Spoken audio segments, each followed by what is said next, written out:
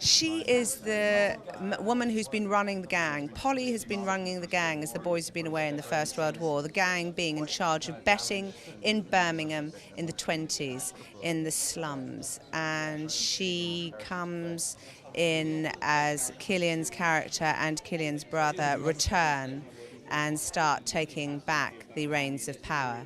So she was great fun. I mean, the Peaky Blinders, as you know, had these peak caps with the little razor blades. Aunt Polly has a large, long, and very sharp hat pin. Brilliant. Such good fun. Such good fun. And the interesting thing here as well is that the boys are coming back. They've come back from World War One. Obviously, they're affected in some way, but also from a woman's point of view, it emancipated women, the war, in ways that we would never have imagined. So was that interesting, exploring that period of how things changed for women and how we had to survive? Yeah, it is. I mean, to a large extent, working class women work and still work in whatever society because you have to. They don't have the sort of salaries coming in from husbands.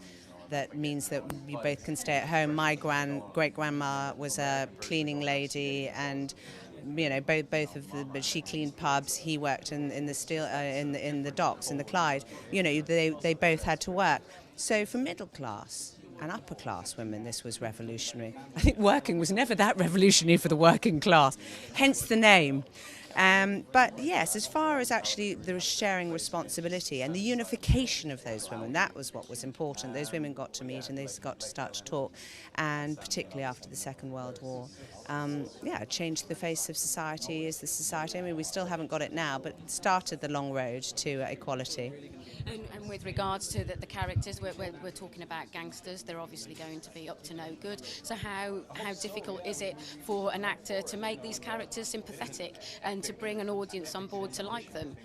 Well, I think what's interesting is whatever story you're telling is the tone. And what really interested me when Steve and Otto approached me about this is instead of doing what British television does very, very well, which is socio-realism that was based in, you know, the films of Cares and everything, beautifully done. He said, no, I'm going to show a world of struggling people, but I'm going to shoot it like a Western. These people see themselves as heroes. These people are epic. They're not self-pitying. They don't think, oh my God, if only I'd had a different education, I'd have loved to be, you know, an optician.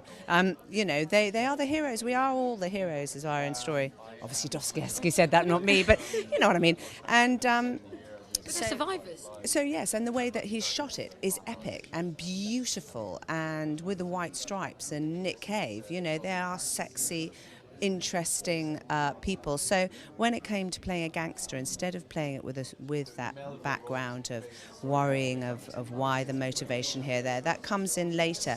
But at the beginning, what he wanted was bold brushstrokes. Well, I hope he did. I'm about to see it. I might be out there by myself. Everyone else doing very detailed work. Who's Daffy Duck in the corner? Oh, that'll be me.